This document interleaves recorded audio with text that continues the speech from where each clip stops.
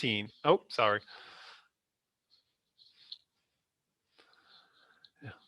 And thank you for joining us on this beautiful evening Next slide, Josh.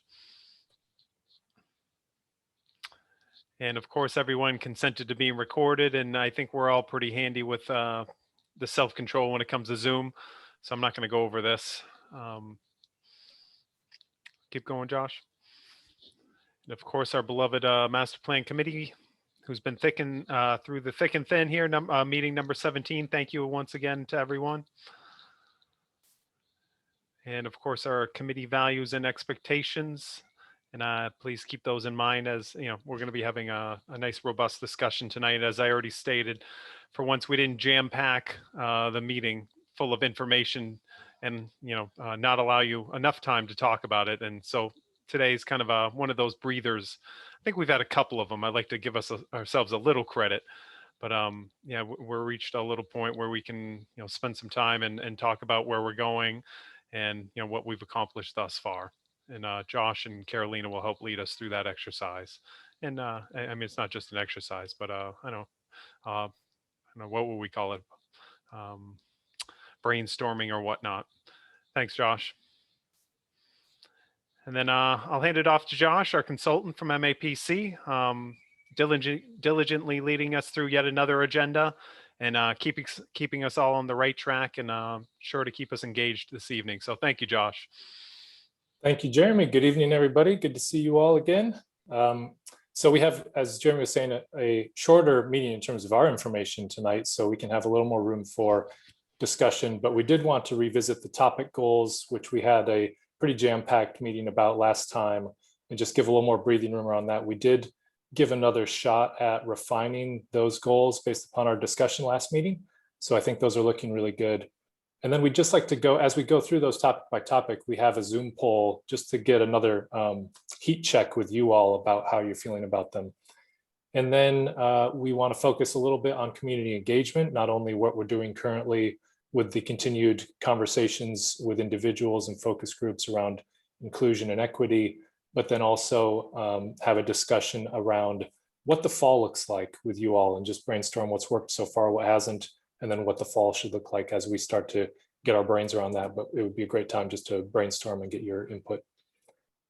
And then we've got a little bit of next steps about what the June and July committee meetings will look like as we dive into strategies down a level from these goals. And then I don't think we have any members of the public, but if we do, they can have a comment at the end. So let's just jump right into the topic goals.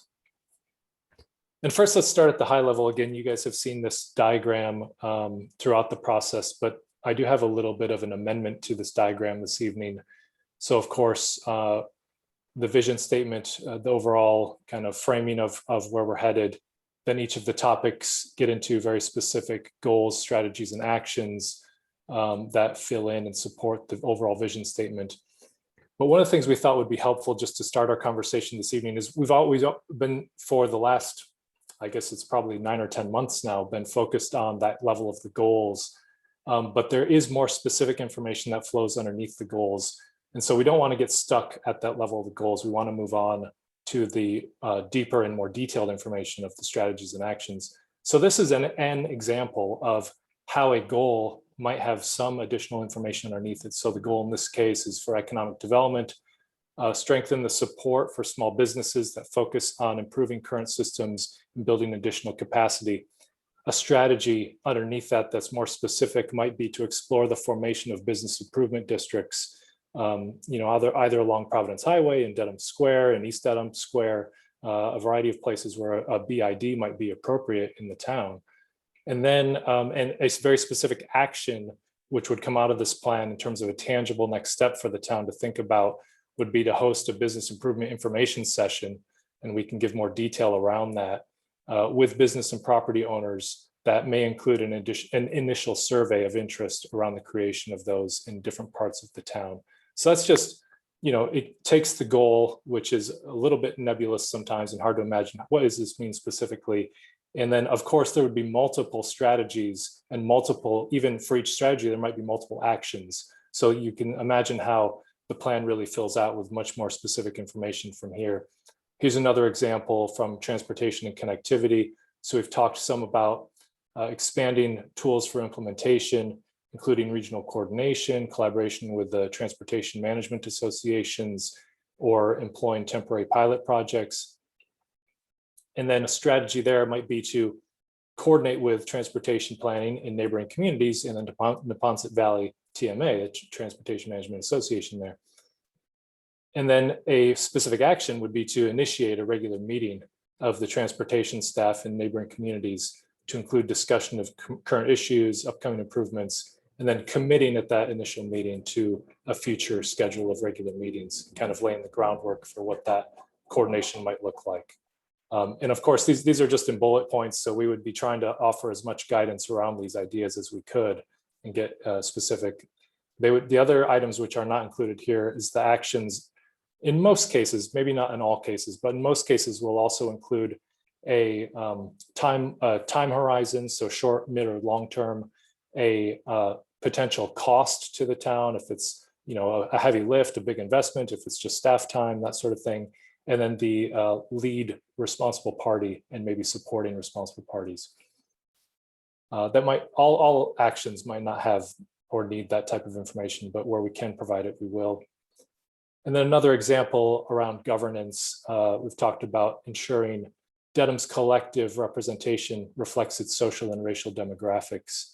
And then a more specific strategy there would be to define, implement, and support initiatives to improve the diversity of representation of town meeting members. And then you can imagine there might be parallel strategies here for boards and committees or other representative bodies. And then an action there would be to establish representation metrics and baseline conditions with a survey of current members, and then establishing goals and supportive policies to enact change in that membership and create an outreach and recruitment campaign. So that's much more specific and kind of gets you from the higher level down.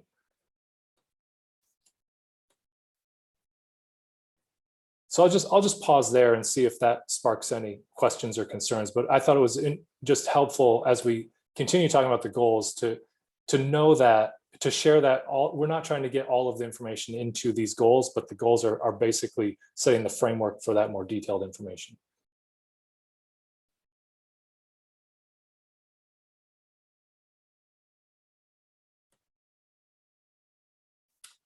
Okay, I'll keep trucking along. The next item I wanted to talk about was at the level higher than what we just talked about, so moving up from the goals. And that's that we mentioned before in a previous meeting that we've seen recurring themes across all the topics. And those themes so far, and we'll look for more as the process continues, but I think that there's really 4 strong themes that have occurred throughout our work. And those are prioritizing walking and biking improvements, that's showed up in all topics almost. Supporting inclusion and equity in businesses, employment, housing, policies, programs, governance, and almost every topic. And then strengthening livability and quality of life, showing up in almost every topic. And then shaping regulations and policies, procedures of the town to more effectively align with these goals. So that shows up in a variety of ways as well, almost in every topic. So what our proposal is, the modification to this overall hierarchy and diagram, is basically to nestle those cross-cutting themes in above the goals. And so what that might look like in the report is actually you'd have a section of the report that's kind of cross-cutting themes. It would sit towards the front of the document. And it would describe each of those 4 cross-cutting themes in detail. It would give them treatment, not necessarily like maybe as in depth as a full topic, but we talk about the issues around inclusion and equity in the town from that topic's perspective. And we talk about how it touches almost every topic, if not all topics that are in the master plan.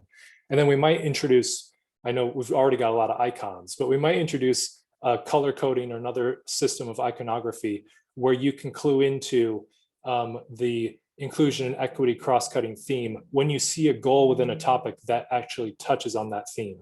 So we'd be giving this overall hierarchy, then we'd say, this shows up in almost every topic and look for it in the plan. And then when you get to governance, for the example I just shared with the strategies and actions, you'd see a little I and E, or whatever it is that we decide is the right way to clue people into that as being an inclusion and equity goal. And then the same would happen for walking and biking, livability, and aligning effective policies. So I think that's the approach that I would recommend. And I think it makes a lot of sense given how the content is all starting to shape up. And it elevates those cross-cutting themes to a level of importance that's even a little bit higher and as it describes, cross-cutting on top of those goals and topics.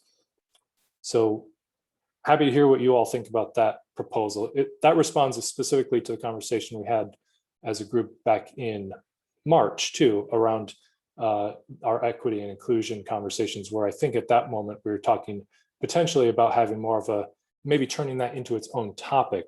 But I just wonder if how this sits with people, if this would satisfy that request, or if you'd like to take a different approach.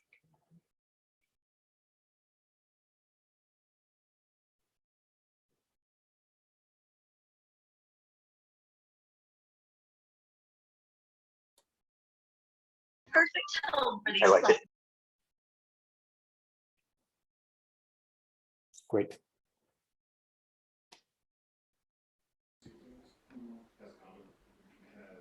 All right. I think that makes sense. I appreciate, I mean, I like the idea of, I feel like what that does is just kind of emphasize how interconnected so many of these things are. So I think that makes sense to me. But I want to make sure that everyone gets a chance to speak up. Josh, one of the challenges of the graphic is that it looks like inclusion and equity, walking and biking, livability, and aligned effective policies are on like they're vertical and kind of almost equal. It's sort of the danger of sort of this top-down kind of graphic. So if there's another place where in the document or in the master plan where inclusion and equity is kind of highlighted as a central theme, because the way it, does that make sense? The sort of the way the graphic is, they're sort of made to be equal. Yeah, no, I think that makes perfect sense. As you said that, Margaret, the image that came to mind was maybe a shift to concentric circles might actually be better, where we have at the center of those circles the vision statement, and then you build out with concentric circles, and you have the cross-cutting themes at the next layer out from maybe the vision statement, and then the topics out from there. And that might make the point a little more clearly. But we could play around with that. That this has been a graphic that's been with us almost from the start, so it probably deserves an update. Josh, yeah. I agree with Margaret's point. I was also, I guess, there's a lot of I know this is about the crossover, but the cross-cutting, but the quality of life, the livable piece is also part of course, having a more inclusive, equitable space. The walking and biking, there's equitability when it comes to which places in town have better situations than others. So I don't know if your concentric circles idea would solve some of that too, that there's a lot of crossover between those four main areas that have come up a lot.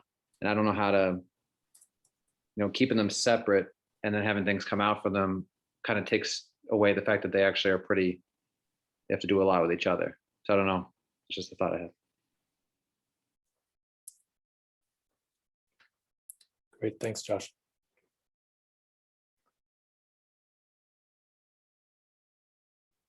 I agree with that. That might have to do a little bit with how we frame that section of the document as well. Maybe just the way that the cross-cutting themes are introduced almost as parts of a whole. But I think that an improved diagram might help to alleviate some of that too.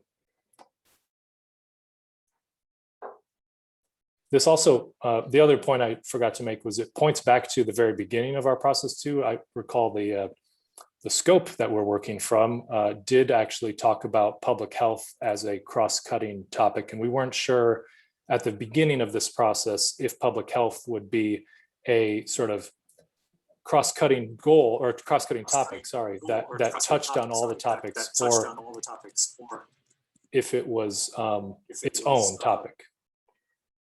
And I think in this case, where we're landing is that public health is in fact its own topic, but does get a little bit of its that cross-cutting treatment as well, specifically through livability and quality of life, and actually some of the other cross-cutting themes too. So we're having Well, I don't think any of us are under the illusion that most of these goals and topics are entirely independent of one another. They all mostly have something to do with one another.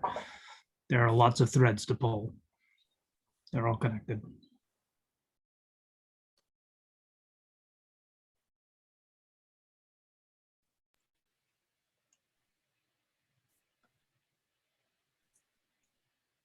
I was just going to add too that I think there'll be some explanation or a lot of framing around how we'll explain this as well, to help understand or underscore how things are interconnected.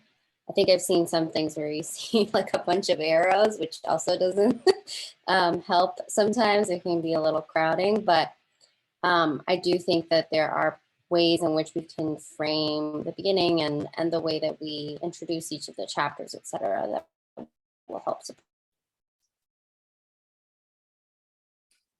Yeah, I like that. It kind of points to maybe the value of having a few ways to visualize this content as well that we could feature in the report. It's not top down, it's not circular, but they are all interconnected. The interconnected comment Andrew brings to mind some diagrams I'm sure we've all seen in the past where there's sort of all that spaghetti stringing sort of connections between all the different topics, which are as Carolina pointed out, sometimes very confusing visuals, but also help make an important point that there's a lot of interconnectedness between all of these topics. So we can maybe play around with something like that too.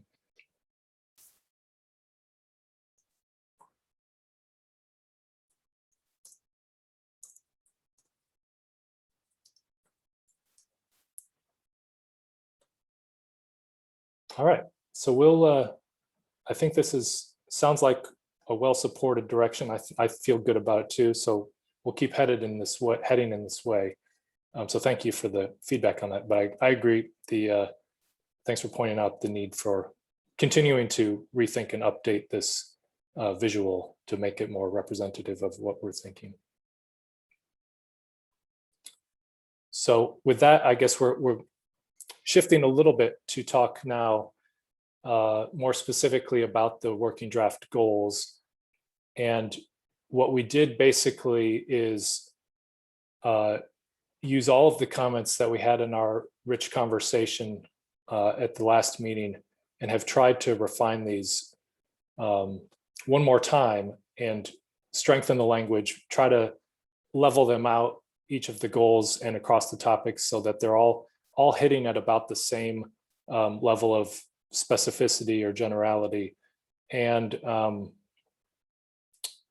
did in some cases move some of the language that was more specific in certain goals already down into a strategy level. So if you see in some cases there was specific language that has kind of disappeared, it's because we've already shifted it down to the more appropriate level of a strategy. So what we're doing here is I'm just going to go through. We don't want to, I mean, maybe I'll ask how, because we've done this a fair number of times now, so I don't want to be too laborious with the treatment of each of these topics. But after we share these revised sets of goals, we'll put up a Zoom poll and it will ask kind of how you feel about them as a committee at this point. And we'll do that topic by topic. I guess, is there a preference that wants to be expressed whether you would like me to read these off, or can you all deal with a flash of them on the screen? What's the level of intensity you'd like for each topic?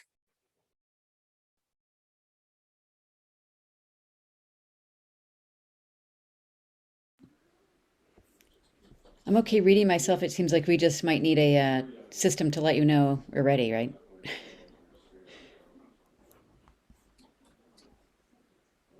Why don't, instead of reading them off, let me see if I can just do a quick look at this other document I have, and I'll see if I can do a quick summary of what the critical changes were. We did change the order so that we're starting with land use and zoning since it's always the last of our topic series. So we just switched it up so it can get a little more fresh attention.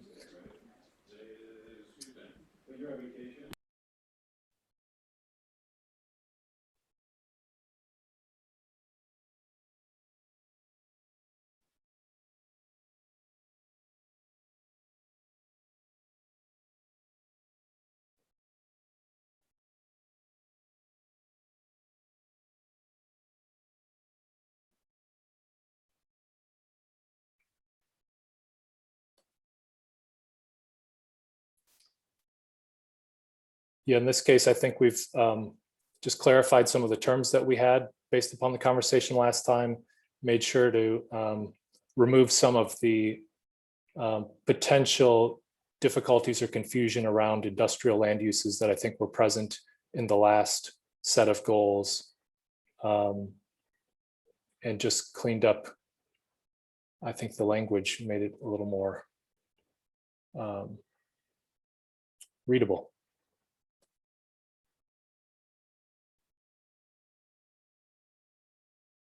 And these were, just as a side note, these were the sets of goals. We did make the changes that were based upon our discussion last time in advance of a presentation update we gave to the planning board.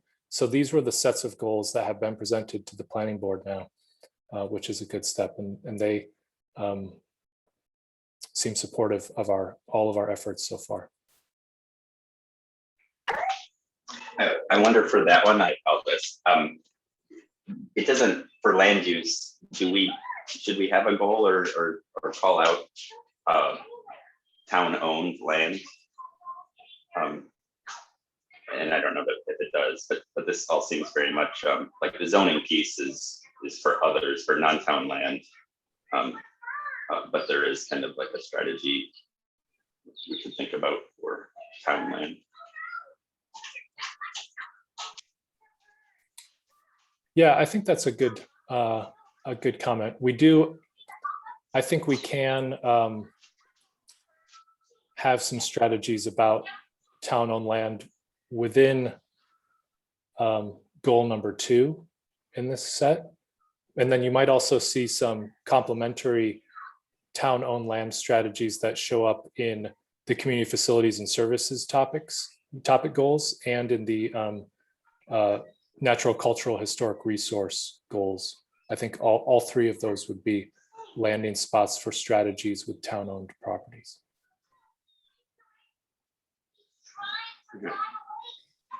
I think, Josh, this is also a place where if we wanted to talk about equal access across the different neighborhoods, or and perhaps it comes in the detail, but it's interesting that none of those goals are sort of written with that in mind about equal access. I see livability and walkability, but not that theme. And maybe it's underneath in the detail. Yep, that's a good point. This was, when we were doing the tabulation of the cross-cutting themes, land use and zoning was the topic that did not get counted as having an equity and inclusion goal. So you saw that there were 7 of 8. This was the missing topic. And I would say that I think Josh Donati said this earlier.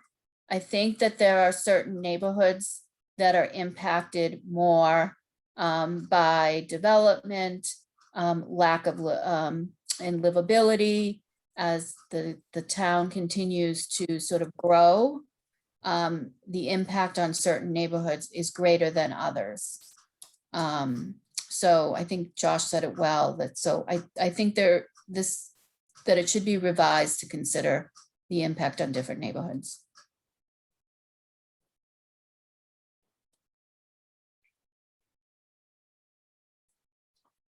So it does, I think potentially that does show up in number 4.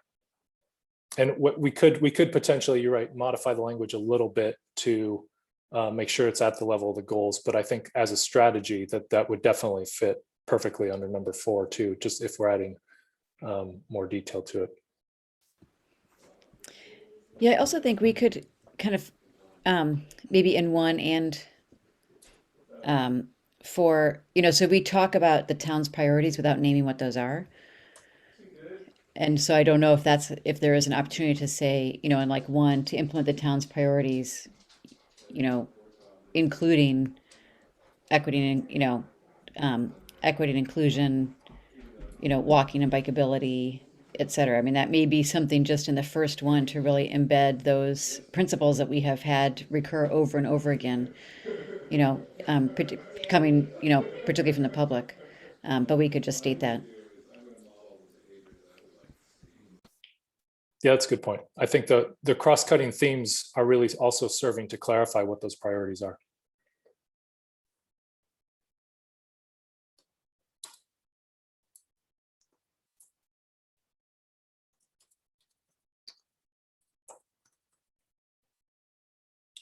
Okay, so we're gonna. I'll just go ahead and flip now to the poll for you all on this topic, and it's kind of funny. We're asking a little bit for a check-in with you all, just as a marker to make sure that we are headed on the right path. But we also want to reserve a little bit, as was just evident in the conversation we had, flexibility on the goals a little bit. So the goals aren't still necessarily set in stone, but we want to get them a little bit signed off on. But I think as we define the strategies and actions underneath each goal, there will necessarily be a little give and take that still occurs at the level of the goals to make sure that the language is fully capturing what the strategies are saying and vice versa. But at this point, what we want to do is just get a check for each topic, and I'll pull up the Zoom poll now. So Josh, can I just be super explicit, like on this one with that conversation we just had? If we made some of the changes or got to the direction that we were just talking about, I would say I fully support them. But I want to make sure whatever I vote reflects the conversation and not just what was written. Can you just be clear about how you want to interpret that or what you'd like us to do? Yes, I think what I would change based upon what we just talked about is I think that the discussion around the town-owned strategies can stay at the level of strategies.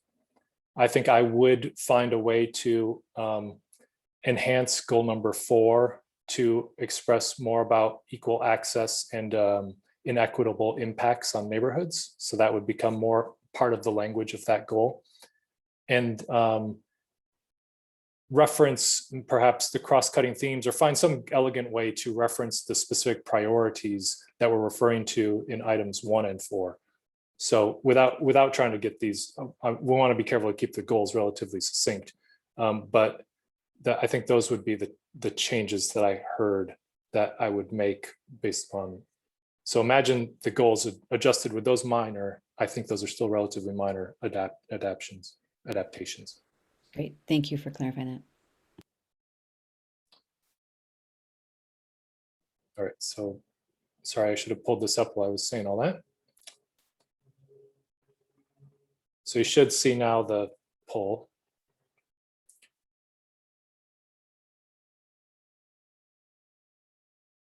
And then I guess the other instruction here is we'll see how it shows up. But if in any of the topics we do have expressions of no, I have concerns about the goals, it would be really great to have a little discussion about what that is, so we can try to keep fixing that. Josh, just one thing. So as Jess and I are co-hosts, we can't actually vote on the polls. So you either need to, like when you think about the totals, you either need to take Jess and I out or ask us to vote offline. Oh, you can't vote? No. Oh. We're co-hosts, so if you make us not co-hosts, we might be able to. Let me see if I can unco-host you.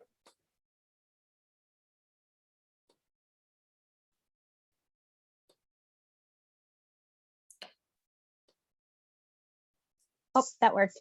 All right, I have withdrawn co-host permission for you. You've both been demoted. Fabulous.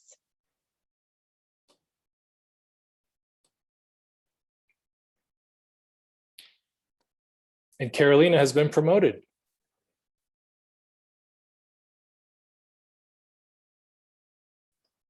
All right, so you all have that now. Okay, great. So let me just show that back to you. So it looks like we're in pretty good standing for this topic with you all. So most everyone's in the yes, I fully support the goals with those amendments that we described. And then some are, yes, I partially support the goals, but we have no no's. So that's great. I'll clarify, mine was partially, but it was because of the changes we talked about making. So if the yes, I fully support included the knowing that we're going to be making those changes, then that will bump up the percentage for the fully support. Great. Thanks, Josh. No problem.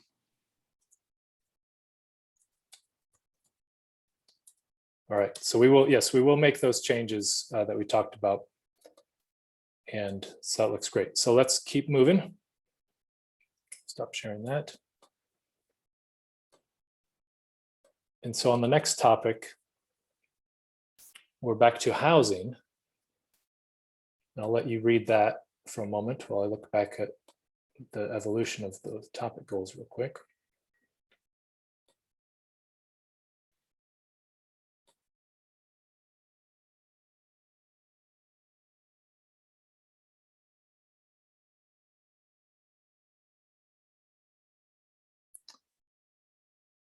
Housing, there was a little bit of sort of reorganization that occurred with housing.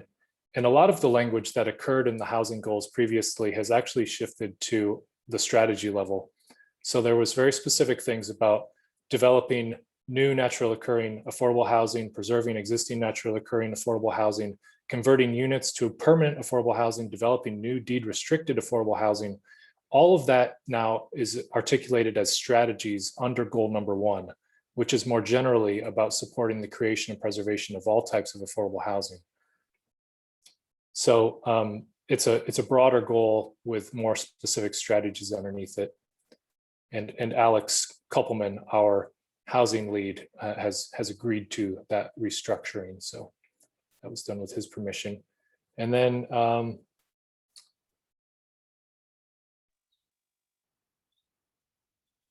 so that effectively, those were 2 goals separately, goals 1 and 2, when you last saw them. And so those have been combined and generalized as a single goal with more specific strategies underneath them. So that was a pretty big change from in this topic. The others are pretty similar. Number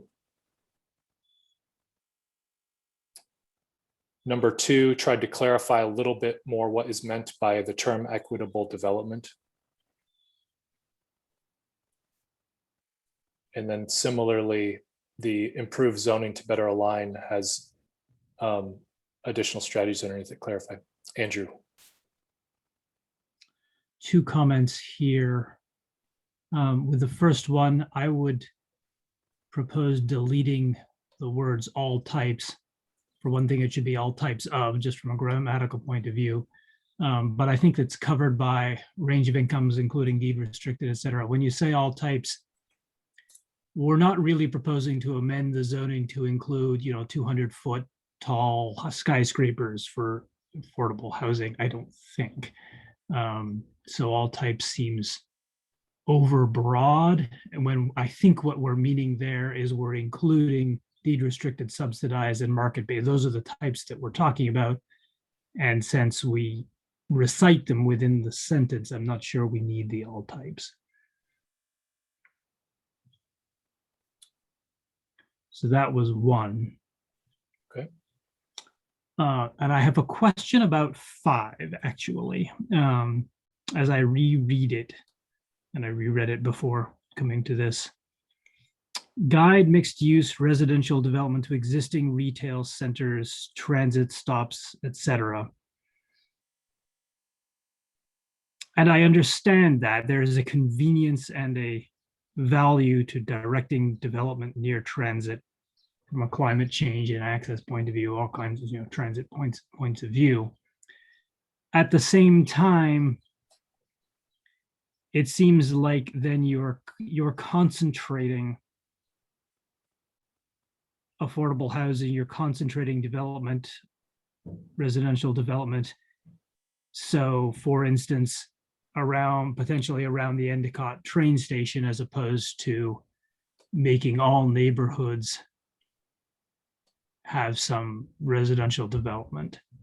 And I'm noodling through whether that's actually the right way to focus this, because it feels a little bit like, and I'm mischaracterizing it here quite deliberately. You know, the wealthy parts of town get to say, "Oh, we have the residential, the mixed use stuff goes over there, not in our nice neighborhood." I'm thinking about that. There's something about this sort of guiding it.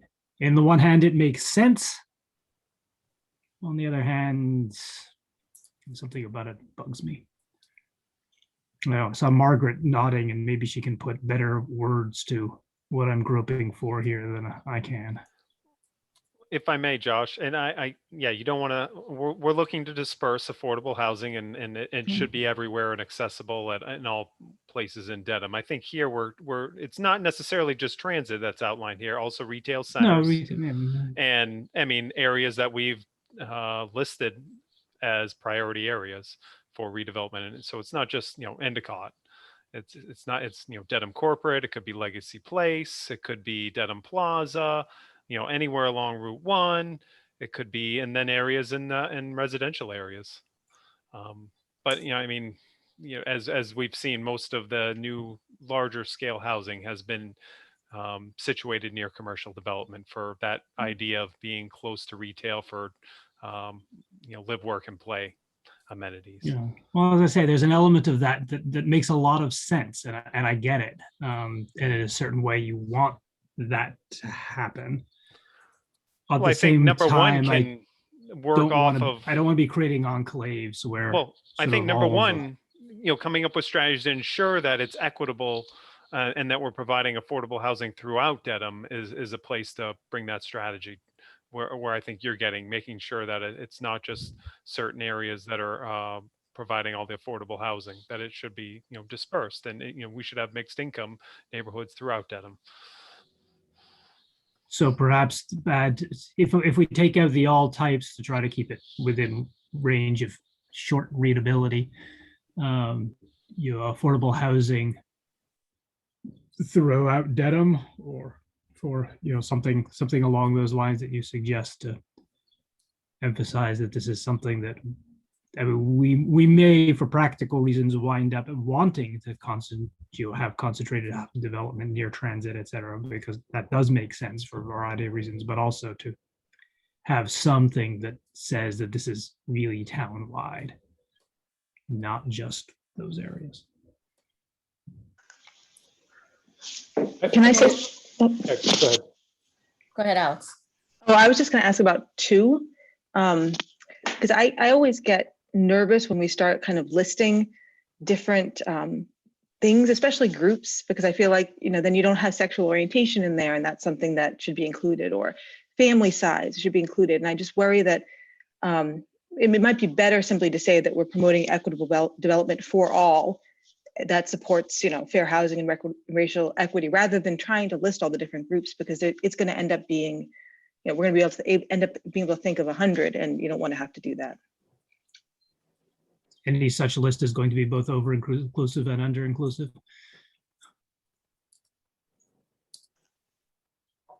Good point. That will be a case too, I think, where those specificities become evident in the strategies, because the strategies will, by necessity, be calling out more specific things. Yeah, I could see going either way on that, personally. Can I jump I'm in? always in favor of keeping these shorter if possible. So just from a stylistic point of view. Go, Jessica. Well, so a couple thoughts that I'm going to try to organize and make coherent. But so one, to that question, to your point, Alex, I hear you on the one side. I would actually I might think about like family size or something like that to number two. But the reason I would keep it in there is that if we felt like if there was a way to do it to kind of be as inclusive as possible, but naming it, I think just helps keep people accountable. And so as a member of a board who is accountable for this, right, I think it just really helps to name it, right? And so, for instance, we had a project come to us recently, and with only 1-bedroom apartments, and I asked them to go back and they needed to add different things because it was not equitable for families. And so I do think that naming that in the goals in this case, as much as, Andrew, I appreciate the simplicity, it will come up again in the specific strategies and actions, but I think having it in the goal is important in this case. And so, and I would add, I think, life stages, I like that, but maybe it's family size too, because I think the life stage is important. Maybe family is included in life stages, but it's, I think, more implied. It may be good to make it explicit. So that's where I would weigh in on that one. Andrew, to your point, I think, is the background noise too bad? Let me move. So I think one of the things that the tension in these goals is that, so there's affordable housing that we name in 1, there's mixed use development that we name in 5, and so I think the tension is that there's actually a category of housing that isn't named in the goals, but I think would absolutely come into particularly like number 4, and actually also, 1 and 2, which is just multifamily housing. And so I think that is going to be a really important direction for us to think about in terms of strategies and actions and in terms of zoning reform. But right now, essentially, we really don't allow multifamily housing, in most parts of town, and only certain types.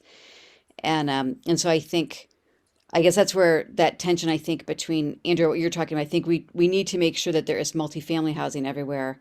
I think we need to make sure that there's affordable housing everywhere. The mixed use development, I think you don't necessarily need to add a mixed use into, some neighborhoods, right? Depending on what they need. And there may be cases where mixed use makes sense in an area that isn't already an existing retail center, because that does help us with, I think it was like our number 1 or 2, it was one of the land use goals, right? Was around creating neighborhoods that are walkable and compact and allow, we do want to, there may be cases where you want to guide mixed use to some different neighborhoods, but what we really need is to be able to have kind of that missing middle housing, right? Small, kind of 3 to 8 unit, kind of developments in different areas across town. And so I think that is embedded in a strategy. It just isn't at the level of goal. If that makes sense. No, that makes lots of sense. This is me nodding along, and yes, I think I am conflating mixed use and multifamily. Can I add That's a very helpful. point here that we haven't discussed with regards to housing are accessory dwelling units, particularly if we're looking at, people who want to age in place, some type of accommodation for those who want to, make room for their aging parents or their in-laws. So if there's a way to somehow address that, and Jessica, you would know that, I think, better than anyone, knowing what our zoning laws are. Yeah, I mean, I thought about that too, Sharon, and I think that could be a strategy under like several of these, right? So that could be like, that honestly could be a strategy under 3. It could be under 4. Like it fits. I think it meets. It is a tool that meets a lot of these goals. So I think it's embedded there. I don't know that it needs to be a goal in and of itself, because I think then if we get too granular with the goals, there's just too many. But I absolutely think that is a clear strategy.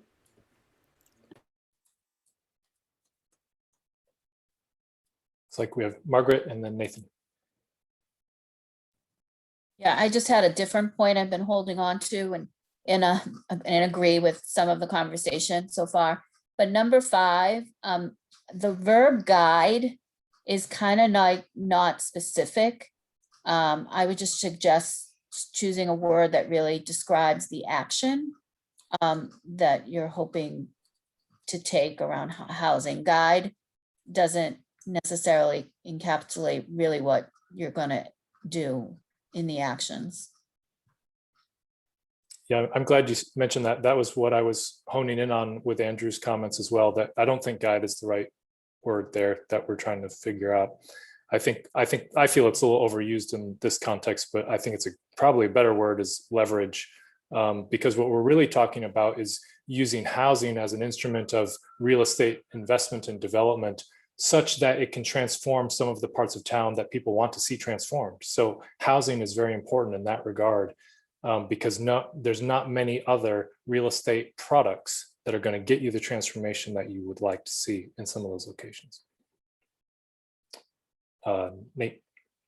First, I actually like the guide, but I don't mind. But I feel like just in our role as a master plan, like what we can do is kind of indicate where we want people to go. But anyways, we're not building those, right? So we're guiding. But I'm okay with the change as well.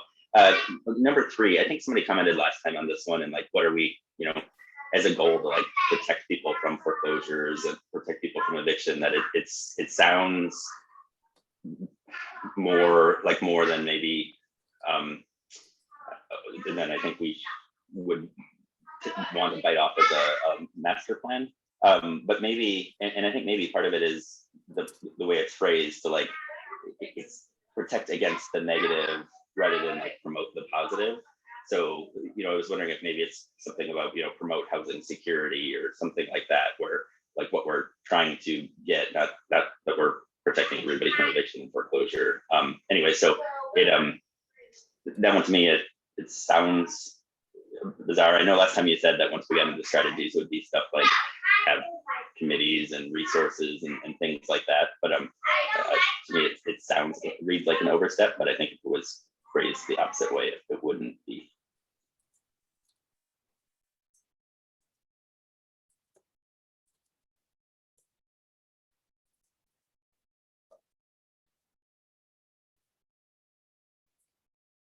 Okay, any other thoughts on housing?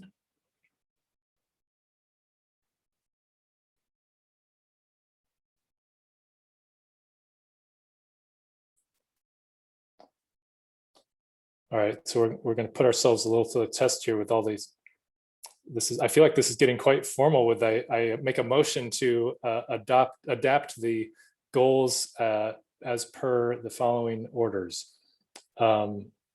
So sorry, I'm not actually a planning board member. I just sit in on too many meetings, so my procedures are a little off. But the things I heard to change here before we take a vote on these topics would be to delete all types from goal number 1. I think that makes sense, and add somewhere that makes sense in that goal throughout Dedham. I think changing the operative verb in goal number 5, maybe trying to find a better, more directed verb than guide, perhaps leverage, or maybe something similar to leverage. And adding, instead of removing the specifics for goal number sorry, I'm covering up my screen here. Instead of moving the specifics for goal number 2, we would add specifics about family size, and maybe some others as we see how the strategies evolve.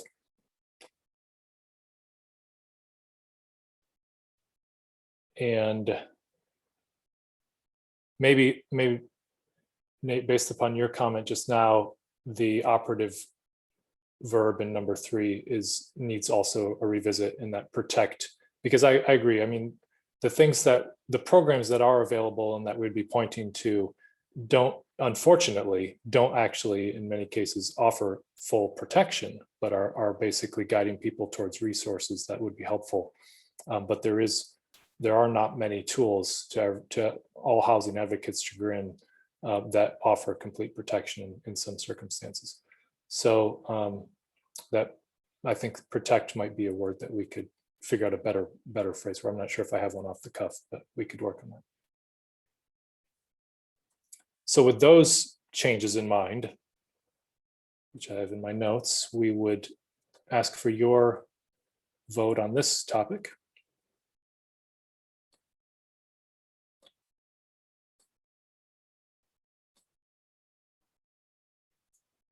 It's the same three options that you had before.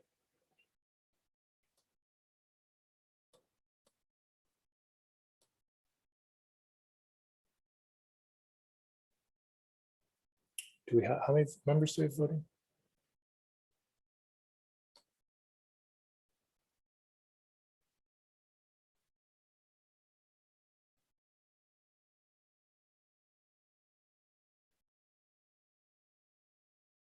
It's like 9, 10. We've got 8 votes so far. I think Justin just joined us, so maybe we'll get Justin going for the next one. All right, so in this case, I'll end the poll. It's like we've got 9 votes now. Deacon just joined us as well, so we'll be at 11. so most people with those amendments I just described are, yes, I fully support the housing goals, which is fantastic. We've got one partially supporting the housing goals with those amendments.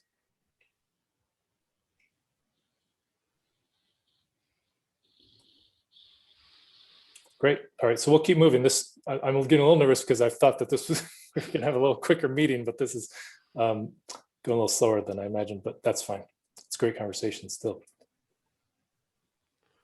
All right, next is economic development. The goals you see on the screen. And by no means are we trying to rush the group at all. You know, we never know what's going to be a discourse, but this is obvious. This is a priority exercise. So to help MAPC, you know, really begin to focus, helping us with strategies and goals. So, you know, this takes the time that it needs.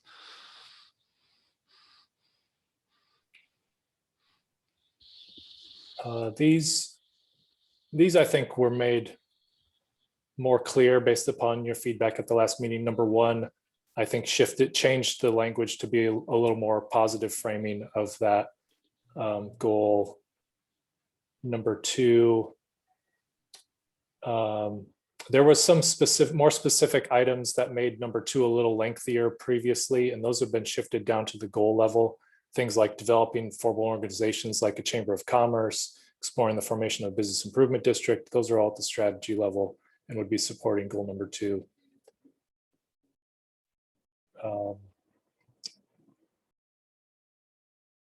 The others,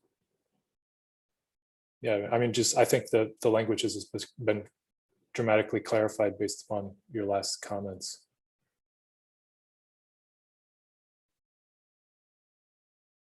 This I think also we had a change around the way that industrial land uses were specifically called out in number 4 previously, and now that's it's called out a little bit differently in terms of retaining a strategic balance and mix of uses across the town. And then the number 5 previously had been more focused on only pedestrian and bicycle connections, but really I think the goal here in terms of economic development is a more transformative change for the growth and future of that district in terms of its redevelopment, with an improvement around pedestrian and bicycle circulation and connections, but it's not the only goal in that area of the town. Okay, so discussion on these.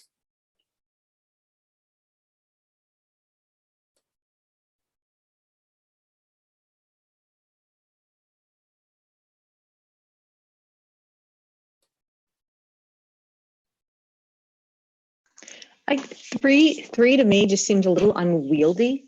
And I wonder if the goal is to improve the ability for people who work in Dedham to live in Dedham. Why are we talking about attracting companies with higher paying growth industries? I mean, wouldn't that then be that we want people who live in Dedham to work in Dedham as opposed to the opposite?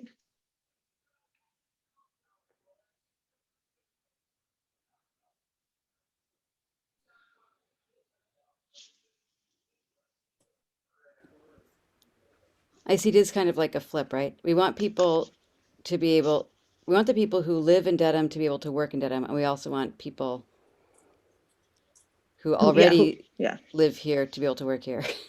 And I understand it, but I just wonder if it isn't trying to either take on too much, or maybe it could be worded a little differently to make that, I don't know how, so.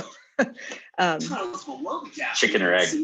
yeah, I think the goal there, maybe we could refine the language to make it a little clearer, but I think the goal there was that the ultimate goal is you're trying to get anyone who wants to be able to live in Dedham to make that happen. mhm. But the more traditional affordable housing route is to sort of try to keep getting the cost of housing down and down and down. But I think in the goal, we're also trying to say that another approach to that equation is to get the wages up and up and up to be able to afford the housing. So maybe it could be a little clearer. Yeah, because I don't think that attracting companies within higher paying growth industries is necessarily saying you want the wages to go up, because you're saying people already work here. So we're not necessarily, but we're attracting new companies. What we're trying to do is have those companies, make sure that they pay a living wage. I guess to me, it kind of adds in some extra things that don't necessarily work with having people who already work here living here, I guess.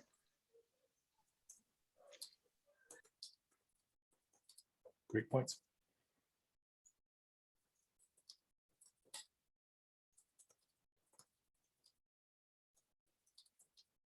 I guess I would say sort of the opposite. I think the stressing the need for attracting higher pay is important, whether it's tied to the living piece or not. This is a master plan, and if we want financially responsible is something people keep bringing up. If we want amenities, we want bigger tax base, we want higher paying jobs and stuff like that. So I think that attracting those kinds of businesses is important, and then whether or not it's tied to the housing piece is not as important to me.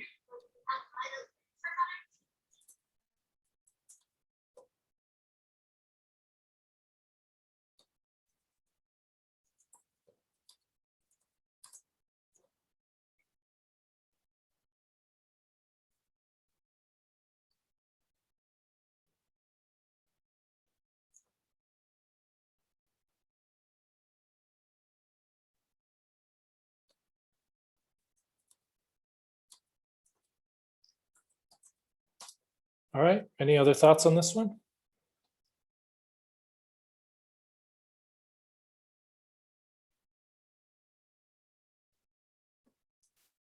So I think in this case, I don't know if I have the answer on the spot again, but I think there is some massaging that could occur on goal number 3, where we talk, there are probably multiple approaches within the goal that we can name, but just try to name them consistently.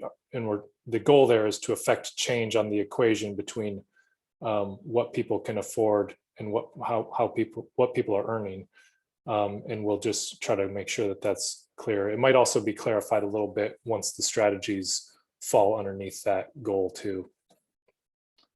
So with that, a little more nebulous modification that will occur, we'll put a flag on number 3 and say that could be better. And we'll work on making that a little bit better in line with what its kind of core sentiment is. I will open up the poll for this one.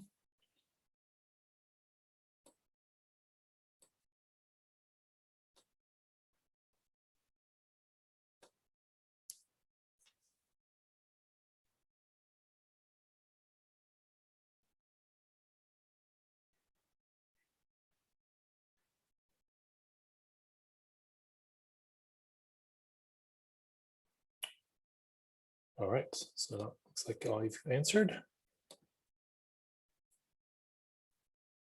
It's got 10 at fully support, 1 at partially support. So that looks very promising.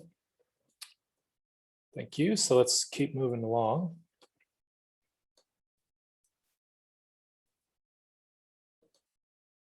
Here we are with transportation and connectivity. See if I can shorthand some of the modifications that were made.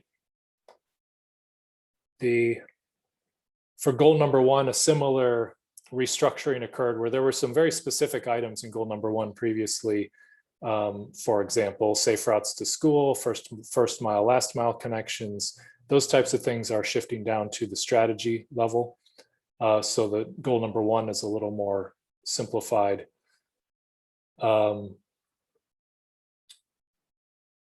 Goal number 2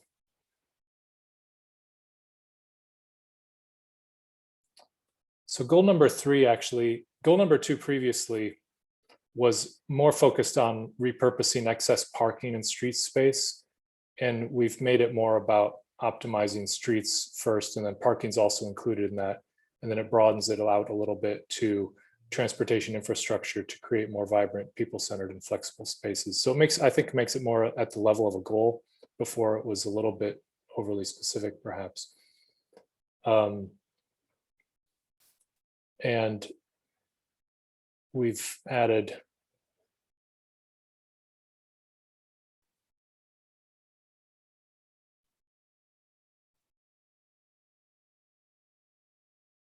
I think clarified goal number 6 and number 7 based upon your comments last time. Those were, I think, kind of jammed together in a single goal previously and a little less clear. All right. Yes, Margaret. I would just add the word equitable maybe somewhere. So I was looking at number 4, improve safe, comfortable, equitable access. Because I think that similar to other conversations about housing, I think there are neighborhoods that are less accessible to transit, to transportation. And I think there are members of the community who struggle with accessibility to town services, for example.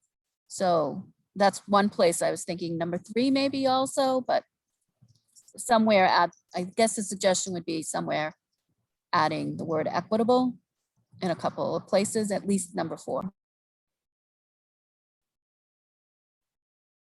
Great, thank you. I like that.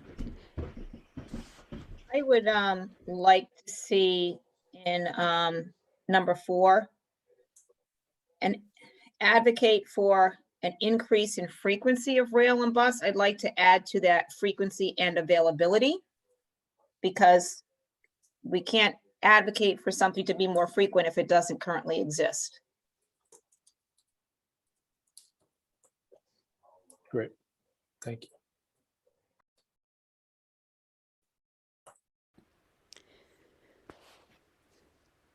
Josh, can I ask a question? This is like, sounds like a politician kind of question, but when I read these, I think several of these have elements to address the issue of traffic congestion, even though it doesn't name traffic congestion for vehicles specifically. And so I just want to check that assumption, because I think that is the kind of thing that people talk about a lot. I know, from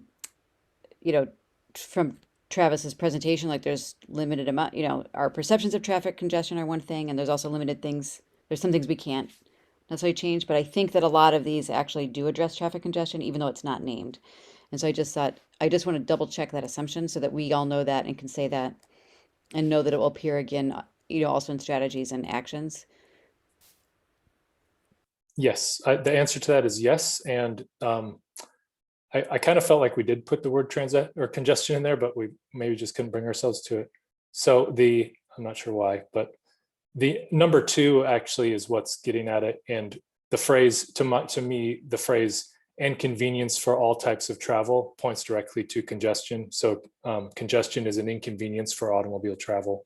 And so if you're making that more convenient, you're alleviating congestion. So maybe it's too roundabout to say it that way, but. No, I think that's fine. I don't think we need to say it specifically. So this is great, and I appreciate you pointing that out. I just want all of us to be able to the minute someone says, I can't believe you guys didn't talk about traffic congestion, I want us to all be able to say, yes, we did. It's right here, and it's going to be embedded in all of these. Thank you. And then I think in the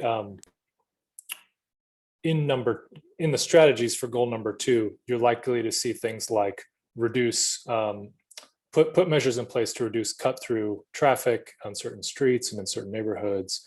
Look at ways to modify peak congestion at critical infrastructures, intersections, that sort of thing. So great, thanks.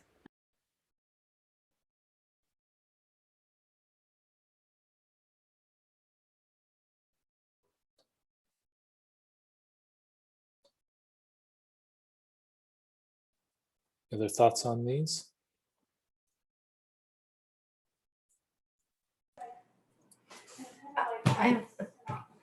This is Steekman. I think these look really good. Thank you. And for you and the team, we're really responsive to the comments that everyone made. Number 6, I especially like, but I don't know if maybe just tweaking the language a little, number 6, expand the tools for transportation implementation. I don't know if it's clear what that might mean. I don't know exactly how we would reword it, but I think the sentiment is there and right, but I'm not sure if it's clear what it means, like what a tool for transportation implementation might be. Maybe like transportation capital project implementation, or transportation project implementation, or something like that. Oh, Transportation improvements. Improvement, yeah, there we go. or maybe expand the resources for transportation project implementation. Yes, I like that. Yeah.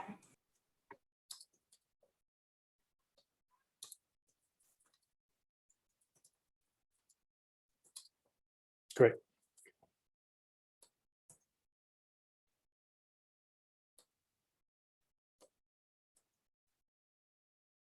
All right, last call on transportation and connectivity.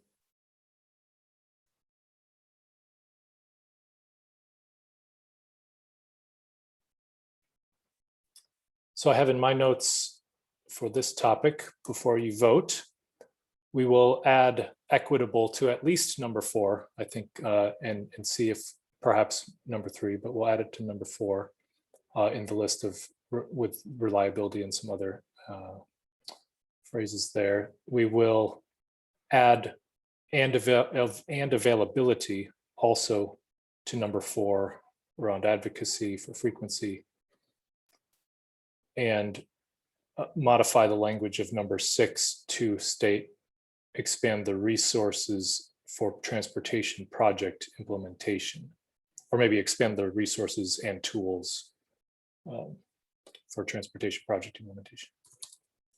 Is there an opportunity to put in here, not that we want to add another goal, but maybe modify one of these to focus on educating residents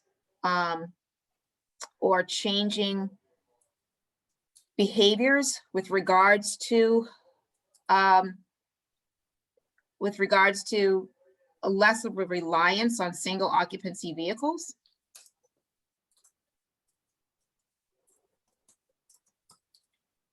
Yeah, I think that sounds like a great idea for a strategy. I think to me, it seems a little more specific and sounds like a great strategy, Sharna, that we could, I think perhaps, to me, it looks like it might nestle well under that optimization of streets and parking. So it's like, to kind of say, like, we all have a part in that optimization. Like, we can do only so much on the infrastructure side of things, but it's also about behaviors as well. And then we could have educate patrons and users of all modes of transportation around some of those best practices. Or even incentivize people, creative, incentivization of people to walk more, or to bike more, or to, do shared rides, anything that reduces our reliance on, again, vehicular traffic. That understanding that car is not the only mode of transport.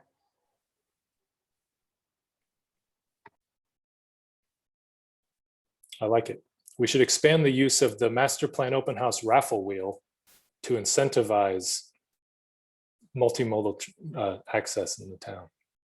Whoever is seen on their bike throughout the week gets their name put into the drawing.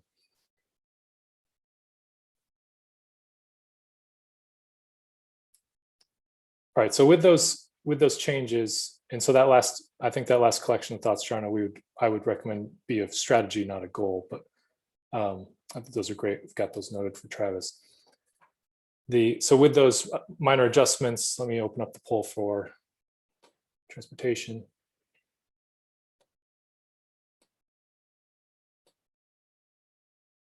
There you go.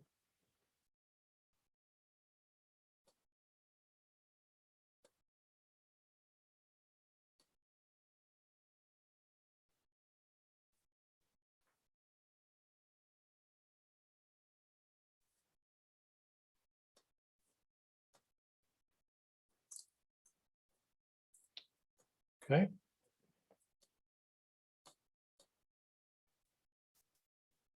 It's got almost everybody, yes, I fully support, and one that partially supports. So still have avoided a hard no, so that's fantastic. Let's move on, keep going. So here's public health and livability. Let you get acquainted with those on the screen. Just grab my notes for some of those changes.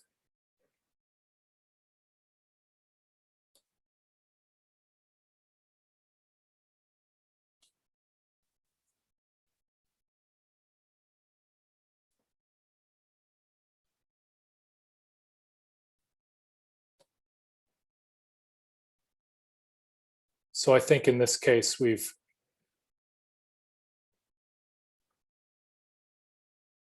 simplified some of the language. We did. Number 4 looks like it changed the most. That was previously specifically about enhancing programming in outdoor and indoor spaces. And we've moved that very specific item to a strategy which would occur under number 4. And the goal more so under number 4 is about fostering community connectedness and intergenerational ties. So there would be multiple ways to do that, of which would be programming in indoor and outdoor spaces. And then again, similar as to what happened in economic development, number 6 has been broadened a little bit more to be, it was previously focused more so on walking and biking infrastructure, but in this case, it's for the purpose of supporting daily physical activity and public health of residents. Nate, did you have a question? Yes, sorry. First, I wanted to point out that number 2, I think, would go to what was just brought up about the single occupancy vehicles and reducing a lot of the adverse health impacts from particulate matter and stuff like that from vehicles. So I think that's another way to get that strategy in. But number 3 just jumped out at me. I start reading that and I think makes sense. Support mental and emotional wellness of residents. But then it says specifically youth and children. And I guess I'm curious why we would carve that group out, or why not just leave it as mental and emotional wellness of all residents? I think Elaine called that out specifically because of some of the public health data that she had seen and the lack of services for that specific population. So she's elevated it to that level of the goal. I think we can, the strategies, of course, would reinforce that programming for children, but then could cover other strategies that would broaden it beyond that population, of course.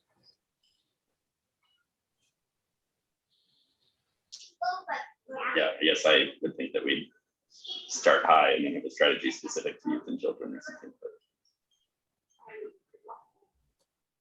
I could bring that up, but I think on that one it was based upon the data, so I might actually defer to Elaine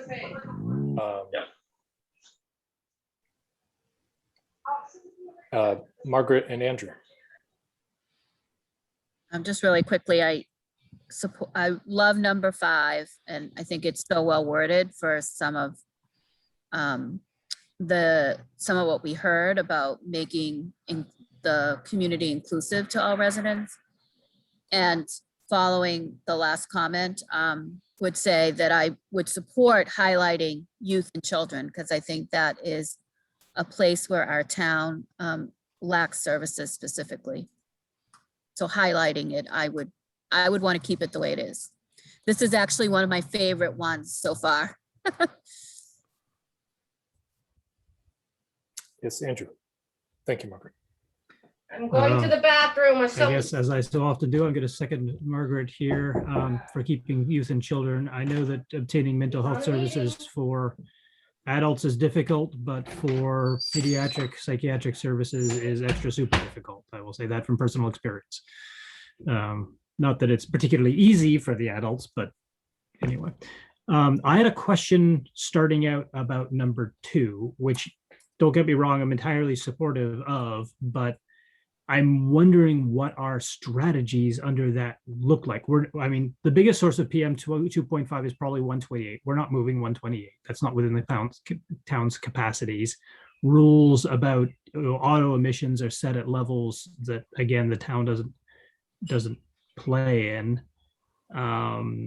As far as I know, we don't have any CERCLA Superfund sites in town. I could be wrong about that. What are we talking about here, and what do we effectively do about it?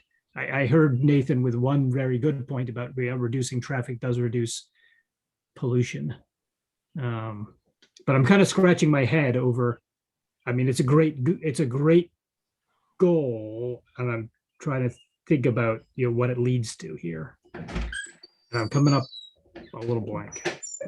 Yeah, I think Elaine probably has a better answer than I do, but I think it will point to strategies around, there are environmental justice populations in the town of Dedham, so certain census tracts that have inequities that I think that would be highlighted here. And then I think more simple strategies, like also the planting of trees in the town, could be another approach that falls under this. So that's something that is in control of the town and does directly impact and reduce environmental exposures. So those I think will be some of the strategies that show up there. I think there will be enough there that Elaine identifies that's within the control and sort of effective things that the town can promote.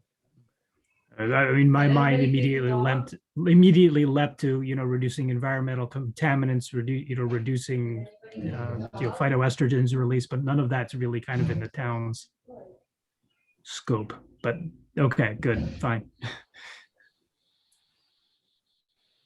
I think Carolina, you had your hand up, and then I just had a question about if Elaine has talked about where we would address sort of the breakdowns of, sort of, I don't know if it would be under mental health and emotional wellness, but sort of how fostering community connectedness and intergenerational ties breaks down social barriers, class barriers, racial tension, all of those other things that are included within that.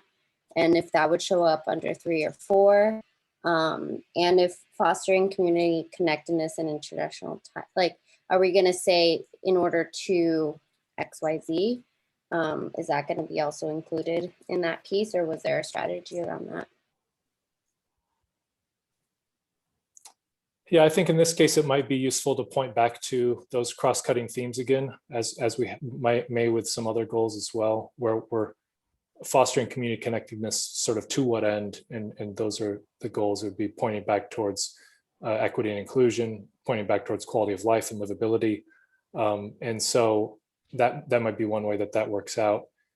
And I think that the other things you mentioned, Carolina, would be covered in goal number 4, that, breaking down barriers, continuing the conversations which are underway in the town around race and equity.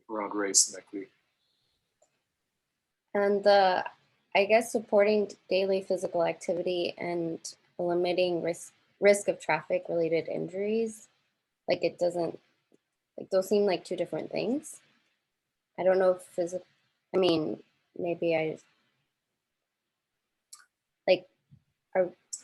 was there a reason for that, or would that make more sense under mental health and emotional? I don't know. Yeah, that was my comment as well, that maybe, and it's almost like we're doomed to fail. I don't know. I feel like that last part, eliminate risk of traffic related injuries and fatalities. Like, we're never really going to be able to do that. And so I don't know how we would track the success of that goal. And maybe, I don't know if it makes sense to, I don't know if maybe we reword it or remove it. Reduce the risk? Maybe reduce the risk, yeah. Eliminate does seem a little ambitious. Yeah. The link there, of course, is active modes of transportation. So that goal was previously about walkability and bikeability, and now it's been recentered a little bit more about public health. but maybe in doing that recentering, we need to not be so oblique about what we're referencing, which is active transportation modes. So that might be a fix there.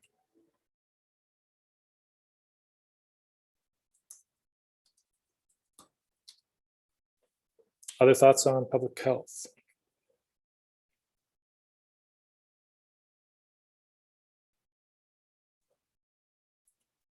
All right, let me bring up the poll. Will I do that? So I think we will keep, I'll talk to Elaine about it, but we will probably keep the specific focus in goal number 3 on youth and children. I'm sure that's where she's headed, but I will confirm. And talk to her too about the strategies that will happen under number 2, but I'm confident that they are there and that is a good goal. And then the number 4, maybe it expands a little bit to also include breaking down barriers or a little bit more language around a hook that connects back to our 4 cross-cutting themes.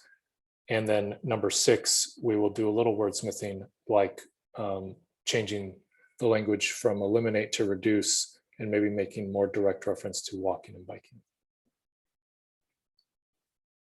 All right, so with that, those changes. Public health poll.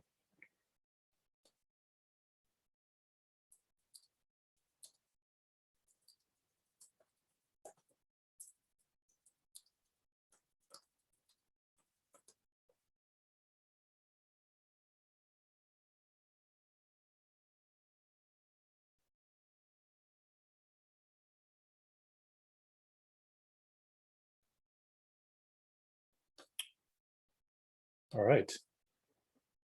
Head in the right direction. Our first unanimous, all in, fully supported set of goals. Elaine's showing us up on that, so should be very proud. So thank you for that. And let's keep going. Just got a few more. This does reinforce the importance of changing the order of these, because we do, it is difficult to get through them all. So now natural, cultural, and historic resources. You see those on the screen now. Just highlight some of the types of changes that have occurred.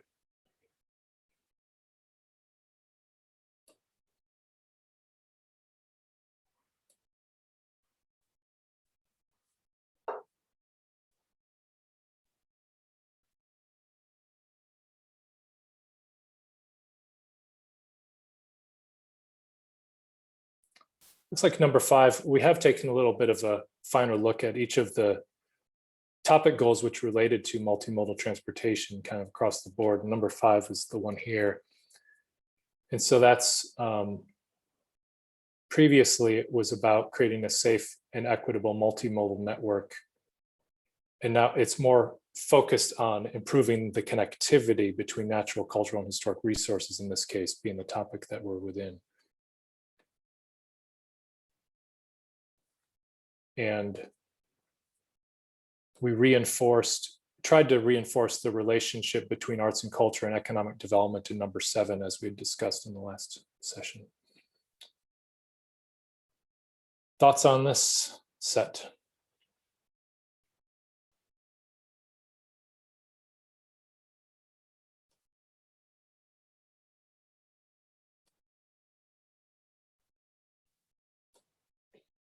I guess, Josh, thinking just to some of the strategies and actions, like for number 2, implement the recommendations of these 2 plans. Then do we just essentially like copy and paste those plans as, you know, kind of the roadmap to get that done? Or are we suggesting that there's some other work for the master plan to do on that? Yeah, I think that what I would recommend, and we'll see how this could be something that is a little bit of a test flight that gets shot down, but I think the master plan would be helpful in perhaps providing a little bit of its own prioritization of some of the, which of course are the recommendations in both of those plans are going to be too extensive for us to cover completely, but that we could, through the lens of the master plan, put an emphasis on some of the recommendations that are most consistent with what we're trying to achieve within this context. But that might be difficult, and we might, according to the authors of those plans, may choose the wrong priorities, which I've seen sort of happen in other contexts. But that would be, I think, one approach in terms of the strategies there, is that we're actually doing a little bit of our own prioritization. Another strategy would be to just talk about how those plans relate to, I think, the strategies within this topic, and pull out some, which I guess is another way of saying what I just said. But Yes. Can I? Oh, sorry. Go ahead, Jess. Oh, you finished there. I'll jump in. No, I was just going to say, I mean, I think the opportunity we do have in the master plan that is not consistent across other plans that the town produces is assigning responsibility as well as flagging where additional resources are needed. And so there, I think, I mean, this is a little bit of a kind of leading question that I've asked, but I think that particularly the climate action resiliency plan, I have some concerns about like the who and how we tackle the things in there. And so I guess I'll just flag that might be a place that this plan is able to actually assist those plans in coming to fruition. I think that's where I was headed, is that, I think about the, as a concrete example, the Climate Action Resiliency Plan, I think, is fantastic. It was unveiled during COVID. I'm on a board that should be looking at it. We've never had any conversation about it or there hasn't been a comprehensive approach to thinking about how does it get implemented and how do the different people who are in decision-making roles in town understand what it is and what their roles could be in implementing it. And so I was thinking on this one that a lot of it is around kind of identifying the strategies to make sure they get implemented, whether it's, staffing, resources, trainings, et cetera.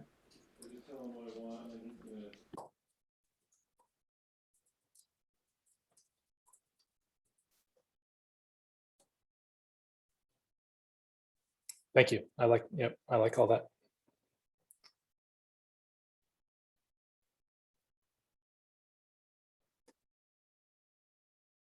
Other thoughts on any of these? And so I didn't point out, but actually goal number 2 did not exist previously. So that came out of our last conversation.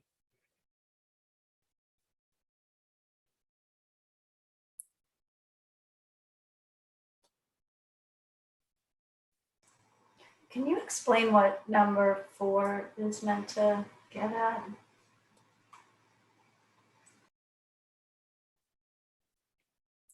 Yeah, I think that's an item which I shorthanded in, I think, one of the open houses as not turning things into a museum.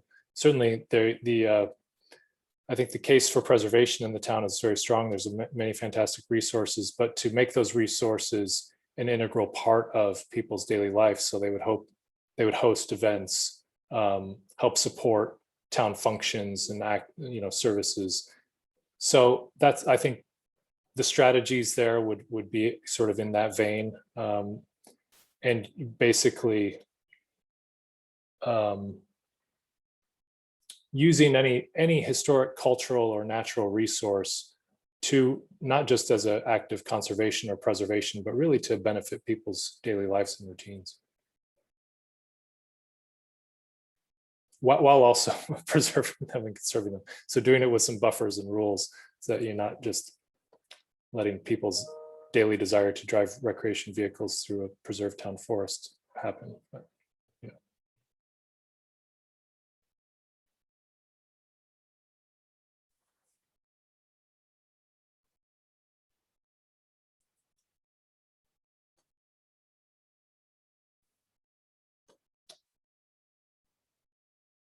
okay, so in this case, so far I have not heard adjustments to these. Some excellent ideas about strategies and clarifications that would occur under goal 2. Other thoughts about how these, any suggestions around modifications? Josh, one thing that's stood out to me, just when people talk about the natural resource and the historical resources in town, a lot of it, the conversation is around how people don't even know certain things exist. And so reading through these, I didn't see anywhere about communication or somehow some sort of educational component of these resources. I saw like goal 5 about the connectivity, but that's, I think, literal connectivity, not, you know, making people aware. And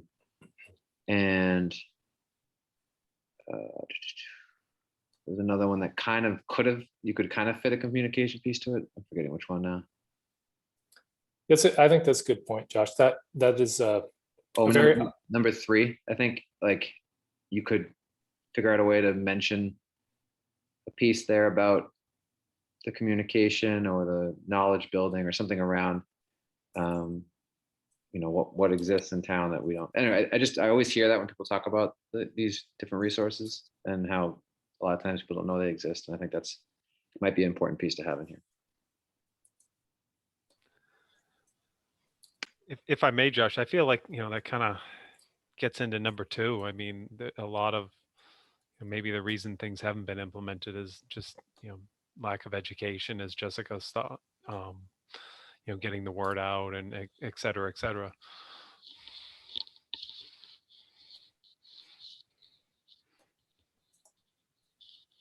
Yeah, I think for the way I would parse those out a little bit is for education. Whoops. Sorry, I have been talking a little much. So Wrong mute button. No, I hit the wrong one. for education on getting action from town boards and committees, I think that type of education is where it sits in number 2. And then education and outreach to residents and community members about the resources that are available. I think that falls under 3 and 4 to really get to help people. Actually, it's almost a direct part of number 4, where making resources integral to people's daily habits. Number 1, you have to know about them. So it's like, hey, some sort of campaign where it's like, you live in this part of Dedham, these resources are at your doorstep. That sort of thing could be very useful.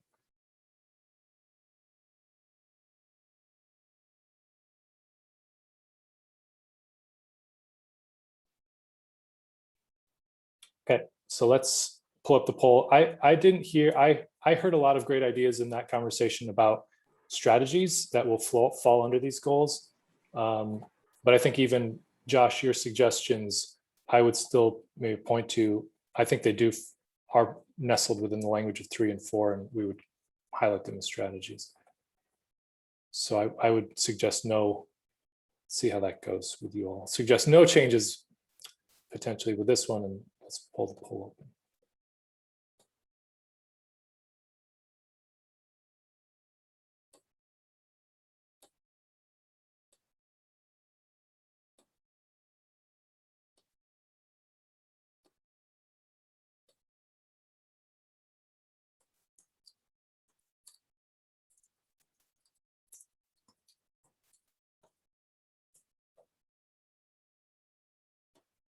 All right. So 10 fully support, 1 partially support, still no no's. So that looks very good. Thank you. Josh, sorry, I know this is, I have one thing that just sort of popped out at me for number 7. Yes. Do we think it's important to include economic development as part of number 7, or can this just be about like enhancing and fostering arts and culture in its own right as an engine for improving quality of life? Like, does it have to lead to, do we have to try to link it to economic development? Maybe economic development should be in that list following as a local engine.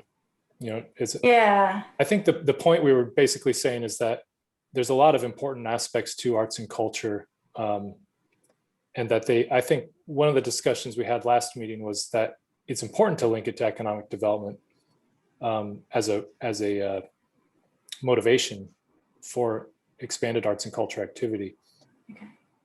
But perhaps that phrase is mislocated right now. So I think that's a good suggestion. So we do have an amendment. I'm sure the partial supporter would now fully support and would be unanimous.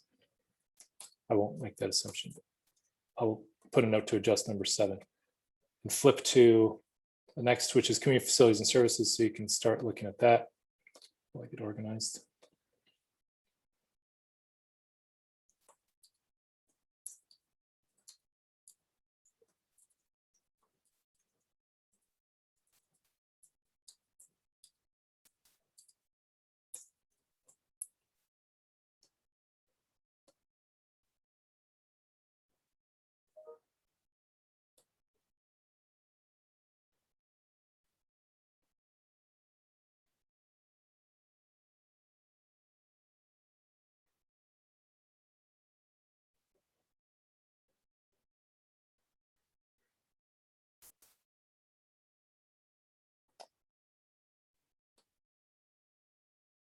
So in this case, we tried to, based upon the conversation last time, give more specific direction to the language of goal number 1. And then so previously, as an example, goal number 1 was define benchmarks and priorities to divide or to guide capital investment and asset management. So we've tried to make that more directional in the goal as it's phrased now. And then defining benchmarks for facilities and infrastructure based on comparable communities would become a strategy under that goal. So we've done a little bit of reworking of that. Similarly, with number 2, we've made it more about improving the transparency, which is really the focus there. And then the asset management policies are a strategy underneath that, but asset management policies were the kind of lead phrase of that goal previously. The others look pretty similar. A little bit of refinement in the language in number 5. Yes, so we'll start with Justin. So number 5, actually, I'm struggling with the third "and" in that, the "and strengthen relationships among them." I'm just not understanding what relationships among the families. Is that what we're trying to strengthen, or we're trying to strengthen town services? Maybe I just can't follow that many ands. Yeah, what happened there, the operative phrase that we were using previously was build social capital. And so we tried to unpack the phrase build social capital in number 5. And so that's what effectively we've boiled down to: supporting residents and their families, and then strengthening the relationships between residents and between their among the families and between residents.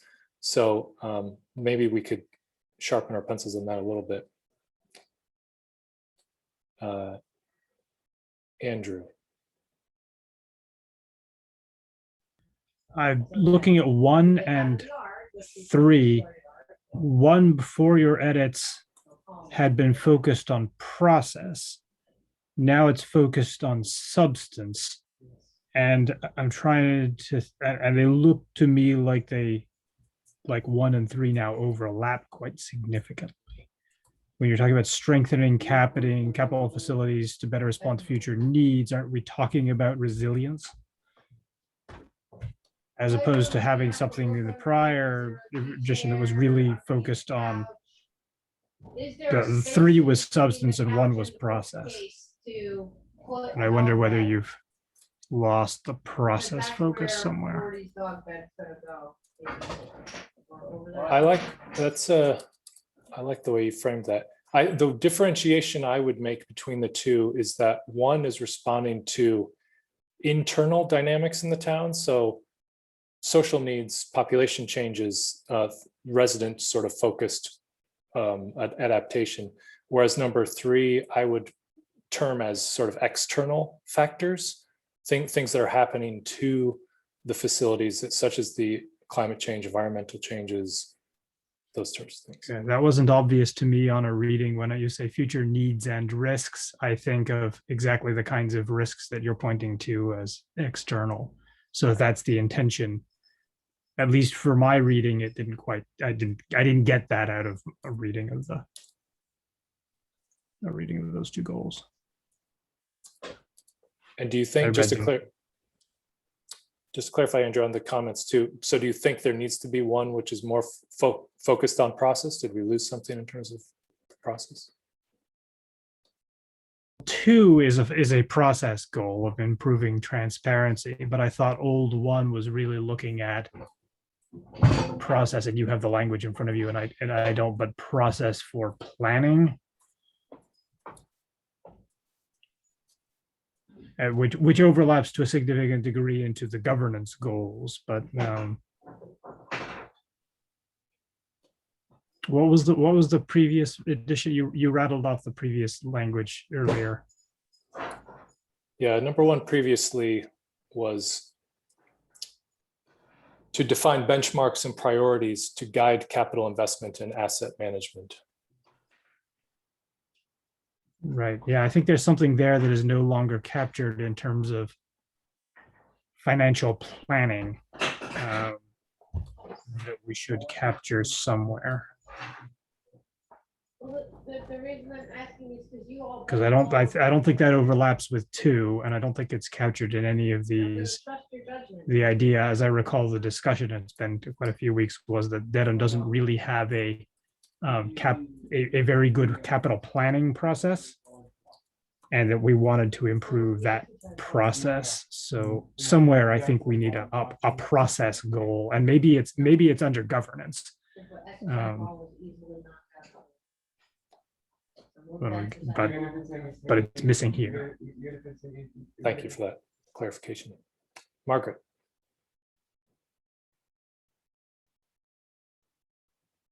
Yeah, I just want to echo that comment from Andrew. That's exactly what I was going to say, that the town, I'm surprised the town has never gone through capital planning and then a very specific timeline of how to finance projects as one project is finally paid. How are we going to pay for the next project? It sort of feels like it's helter skelter. Oh, this group that we're going to tackle this project now. And clearly having a real clear, sustainable process for funding that given the current tax base without having to go through override processes, et cetera. So I'm not sure where that lives here and whether there needs to be create a capital improvement plan with sustainable, clear financial outcomes or financial plan for financing these projects.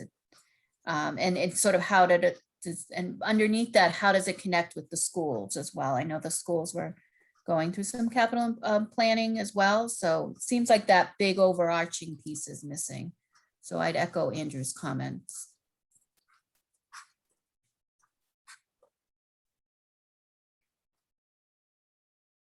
Great, thank you. Any thoughts on this topic?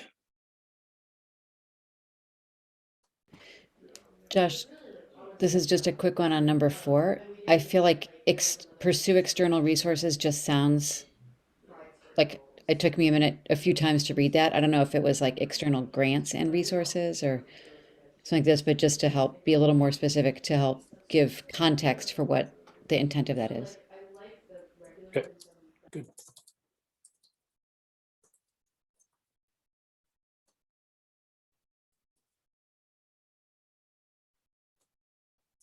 Anyone else? Margaret, is your hand up again?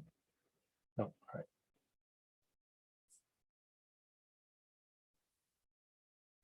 right. Okay, so I think what I would suggest is we'll go back a little bit to old number 1 and reintroduce more in goal number 1 about financial planning, capital planning, and sort of fiscally responsible capital improvement plans. And then maybe that will result in a combination of current goal number 1 and 3, since they are similar, as Andrew pointed out, but we could maybe make it a more holistic discussion about internal and external factors and the need to adapt to each of them. And then we can return number 1 to more similarly to what it was about financial planning and capital planning specifically. And then I will add grants to number 4 next to resources. Any other thoughts?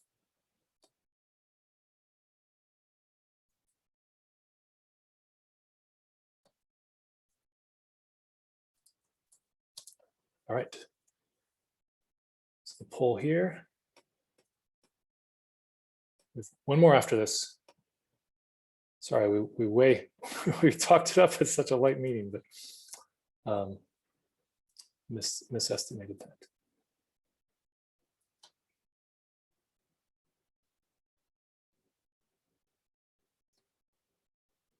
Looks like most everyone has responded.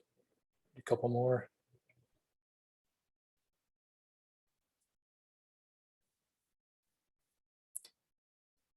One more.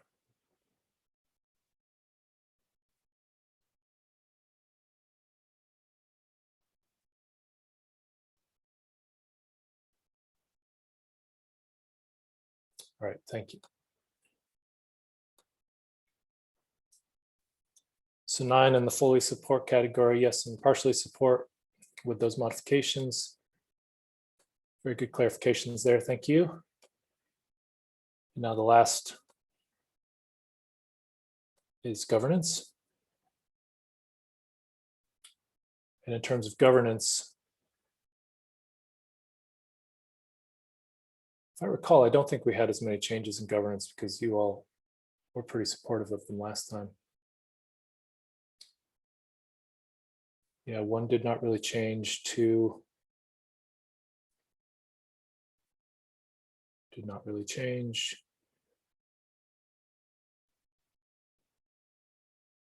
3, we've just thought more about the strategies that will occur underneath that. So we have some of those populated like you saw earlier on the slide.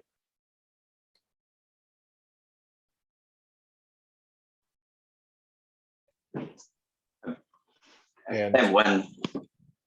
Yes, Nate. Sorry, I have one thought just based on my own experience with Dedham government.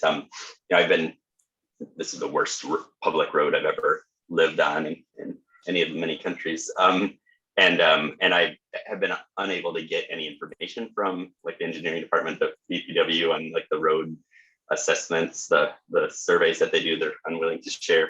And anyways, transparency is on there. Like I'm trying to figure out how I could have my road drivable, and I can't get a very transparent can't see into that process. So I was wondering if number 1 should include, it's sort of inherent in the, I think, centering, but if transparency is maybe part of that. Yeah, that's a good point. I think it's totally consistent with number 1, but we can call out transparency showed up also in the previous topic, but we can call it out more specifically here. Just in governance, it just seems like. Thanks. Yep. So my comment is on number 4, because I think that I think actually I might have made the suggestion to bring talent management into it, but I think that having the way it is phrased now limits it to thinking about retirement challenges, whereas my intention was to expand that and think about, and maybe it's 2 different goals, but so there's absolutely a need for workforce planning, particularly with the impending kind of retirement challenges. I think there is at the same time, or possibly could be combined with that, the Dedham would benefit from having a more talent management approach to our personnel systems and human resources. And so thinking about, helping,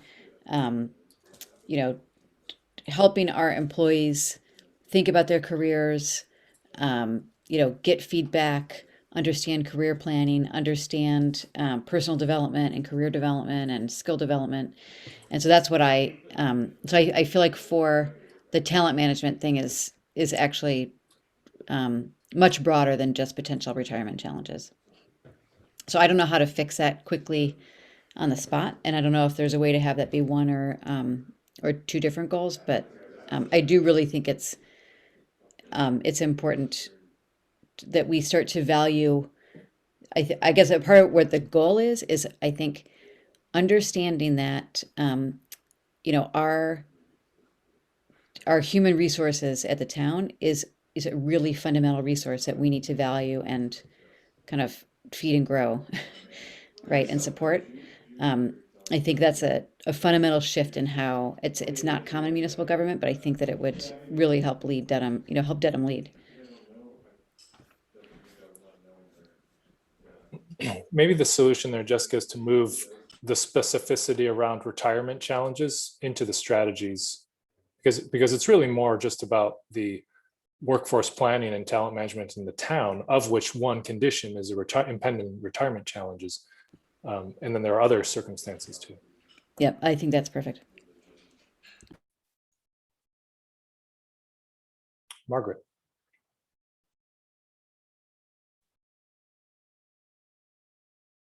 Yeah, I was unclear on who was retiring, so I was trying to figure out, is it the general population or town employees? And there was, oh, here's the other thing. Number 3, the word collective. I wasn't sure what that meant. When I first read it, I thought it meant proportional representation. So if you're like 8% of the population, then you should have 8% reflection in. So I wasn't clear what the word collective meant. I wondered if deleting it would make it a little clearer. Yeah, I think collective may be, once we hit the strategies, it may be superfluous. What we're trying to communicate is that it's not just, it's all types of representation, not just town meeting, for example, or boards and committees, for example, but collectively all of those things, or maybe even things beyond, town employees. So it's a whole broad range of representation opportunities collectively. But I think once the strategies illuminate that collection of areas, I think collectively could probably go away. Well, maybe it should be clearer around it's when you were just elaborating, I was thinking maybe it should say in governance and town employees, or in town something. Yeah, or we could maybe unpack collective to succinctly describe what I just described in some nice way.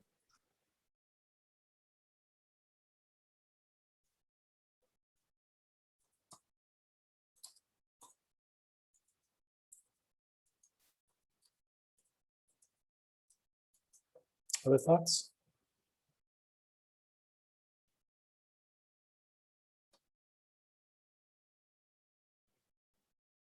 All right, so let's shift to the last poll. The changes I have noted are to add transparency to goal number 1, to move the discussion of retirement challenges is goal number 4 down to a strategy level, and then we will figure out a better way to get at the idea of collective that we're trying to communicate in that phrase in goal number 3.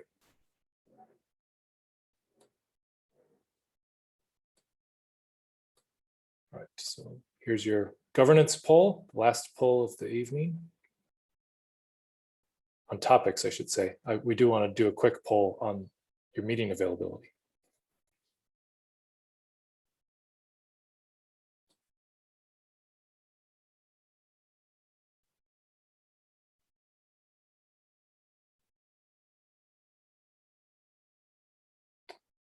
All right. So we ended well with another fully supported topic. So thank you for that. It's fantastic. Brian will be very happy. All right. So given that this was, so first off, I feel really great about the goals. So thank you all for the extra time that we've put into this discussion. I think they've gotten even better through our discussion this evening, and give us a really good jumping off point for the strategies. So that's great. But we do, I think what we do want to do now is make an executive decision to probably truncate the rest of our meeting such that you can maybe look at this on your own time. But I will just call your attention to a few things as we invite you to do that.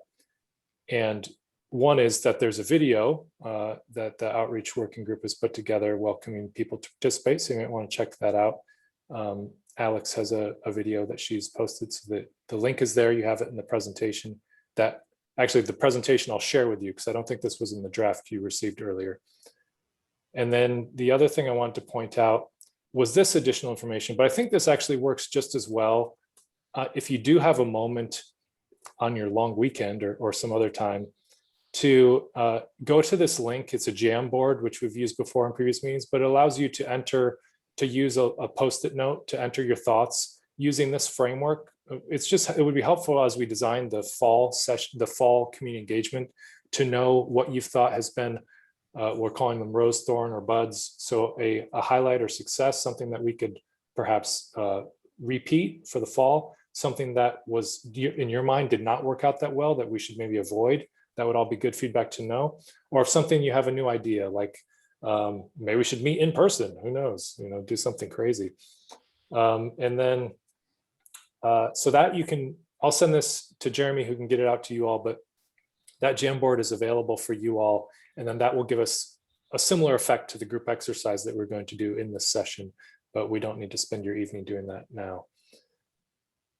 And then the other thing I wanted to share with you really quick is the next meetings. So we wanted to get your input on the July dates. We think we feel good about the June date of June 22nd, but wanted to gauge whether or not people would be more available on the 20th or the 27th of July. So let me bring that poll up real quick.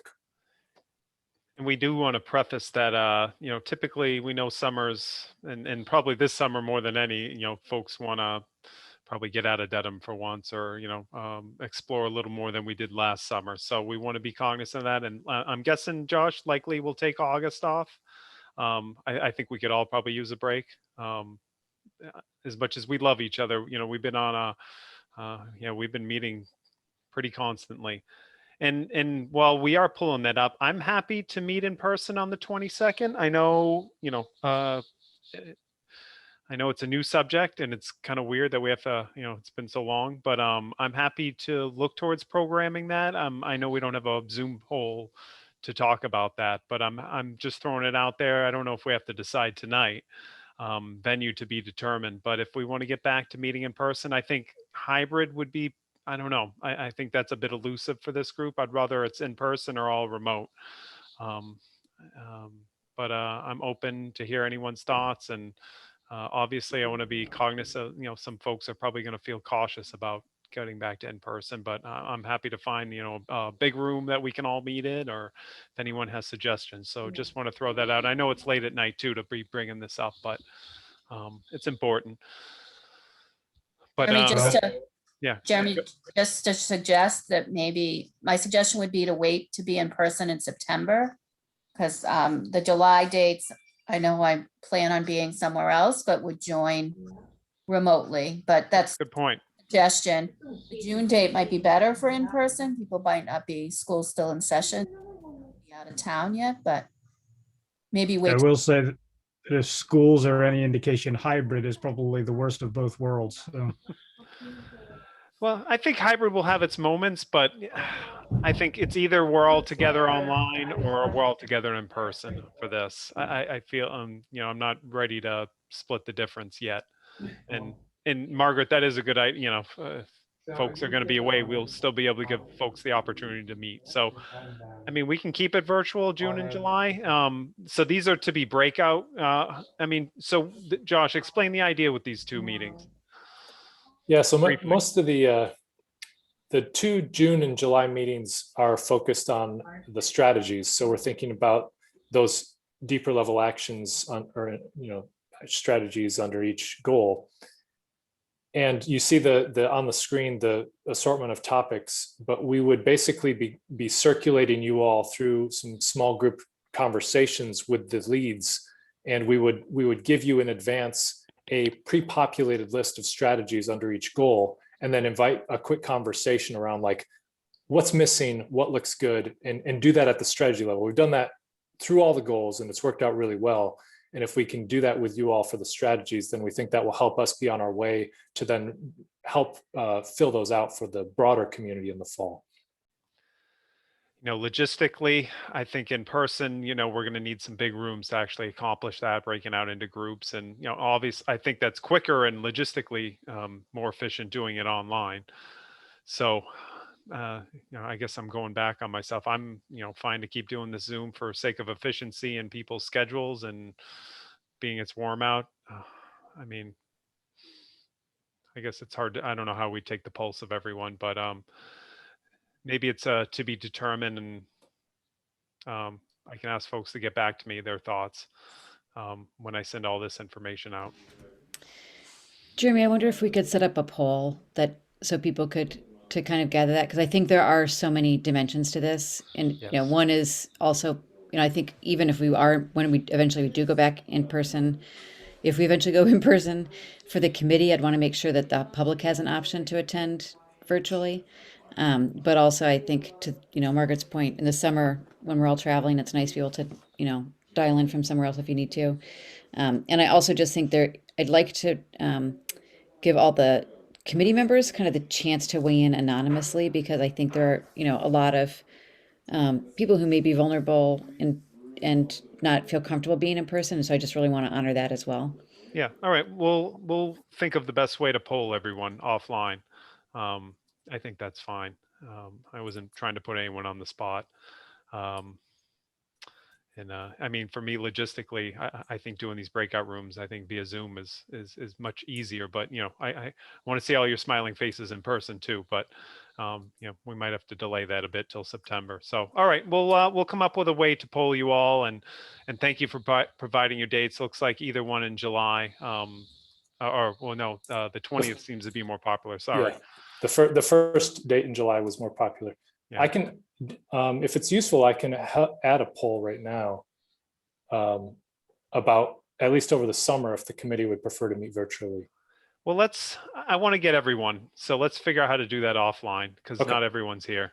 And I mean, this would be, this wouldn't be representative of the whole group. I mean, we could get a pulse, but yeah, we'll get back to you as a group as a whole. And I'll make sure to share that jam board. Everyone should take a look at the video that has been done. And we'd love to get some more of those from committee members. And I know you are all professional videographers at home now, thanks to being stuck at home for the past year, and can get great light and sound and can put a 30-second video together for us, which will be very helpful. Now that you know all the goals back and forth, upside down and left, right, I mean, I definitely applaud everyone, and pat yourself on the back for getting through all that. And that was a deep dive. And I don't think we were expecting such a deep dive, but I'm glad we did, because now I feel like we have a better understanding of exactly what are under each one of these topics. And thank you for guiding through that, Josh. And I don't know. And there's no meeting minutes tonight. Unfortunately, we didn't get to them, so we'll save those for next month. We'll give you something for the beach in July and in June. So with that, if there's no other parting words, I know it's late. Yeah, we'll send all that information that we talked about, and we'll keep going. Thank you, everyone. Thanks, everyone. Thank you. Good night. Good night. Bye. Thanks.